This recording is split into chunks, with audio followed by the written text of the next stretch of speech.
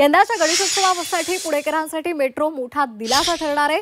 शहरातील प्रमुख गणेश मंडळांचे देखावे पाहण्यासाठी येणाऱ्या भाविकांना वाहतूक कोंडी आणि पार्किंगच्या समस्येमधून सुटका मिळणार आहे। शहराबाहेरून येणारे नागरिक स्वारगेट, शिवाजीनगर, डेक्कन यासारख्या वर्दळीच्या ठिकाणी गाड्या पार्क करून मेट्रोने सहजपणे मध्यवस्तीपर्यंत जाऊ शकणार आहेत। गणेशोत्सवानिमित्तानं पुणेकरांना दिलासा मिळालेला आहे। पुण्यामध्ये 7 दिवस रात्री 12 पर्यंत लाऊडस्पीकर सुरू राहणार आहेत। 30 ऑगस्ट ते 4 सप्टेंबर आणि 6 सप्टेंबर असे 7 दिवस सकाळी 6 ते रात्री 12 वाजेपर्यंत ध्वनिक्षेपकांना परवानगी असेल। पुणे जिल्ह्यामध्ये परवडणारी घरं उपलब्ध करून देण्यासाठी म्हाडानं मोठा प्रकल्प हाती घेतलाय। खेड आणि मुळशी तालुक्यामधील जवळपास 57 एकर सरकारी गायरान जमिनी जिल्हा प्रशासनाने म्हाडाकडे सुपूर्द केलेल्या आहेत। यावर पुढील 4 वर्षांमध्ये 13,301 घरं बांधण्यात येणार आहेत। पुणे विभागामध्ये असंसर्गजन्य आजारांवरील तपासणीमध्ये चिंताजनक निष्कर्ष समोर आलेले आहेत।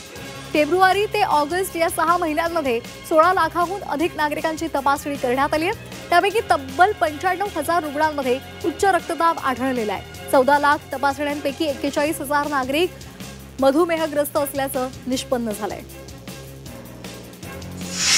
पुण्यामध्ये टीव्हीएसच्या सर्व्हिस स्टेशनमध्ये आग लागली आहे। या आगीमध्ये 60 बाईक्स जळालेल्या आहेत। अंडरगार्डन रोडवरील ताराबाग इथे ही दुर्घटना घडली आहे। नाशिकमधील सार्वजनिक गणेशोत्सव मंडळांना मोठा दिलासा मिळालाय।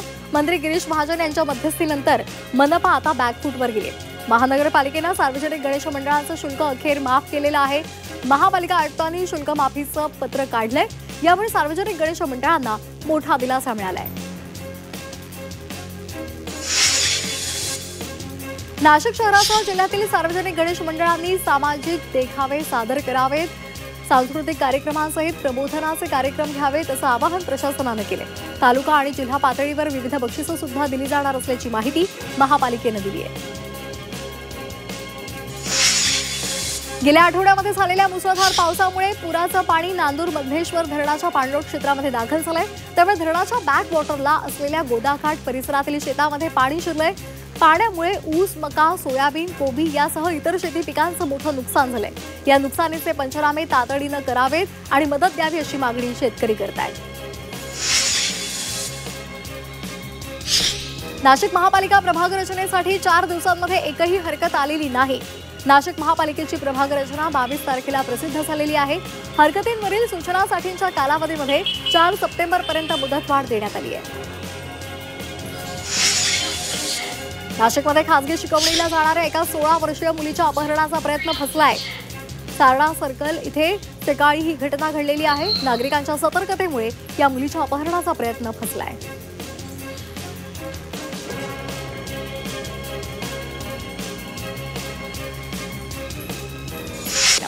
गणपतीसाठी मुंबईतून कोकणामध्ये जाणाऱ्या प्रवाशांसाठी छत्रपती संभाजीनगर जिल्ह्यातील 285 एसटी बस पाठवण्यात आलेल्या आहेत। त्यामुळे प्रवाशांची तारांबळ होते। कोकणवासियांची सोय झाली असली तरी संभाजीनगर जिल्ह्यामधल्या प्रवाशांना मात्र बाप्पाच्या सणाला कसं पोहोचता येणार असे प्रश्न आता उपस्थित केले जात आहेत।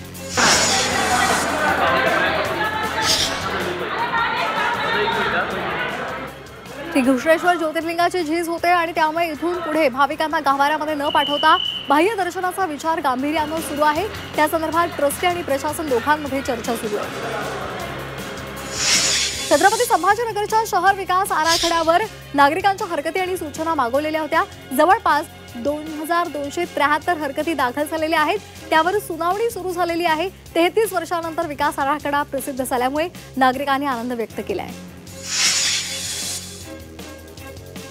छत्रपती संभाजीनगरमधील रस्ता रुंदीकरणामध्ये अडथळा ठरणाऱ्या अतिक्रमणांवरील कारवाई सध्या थांबवण्यात आलेली आहे। गणेशोत्सवामुळे पोलिसांचा बंदोबस्त लागणार असल्यामुळे कारवाई थांबवण्यात आलेली आहे।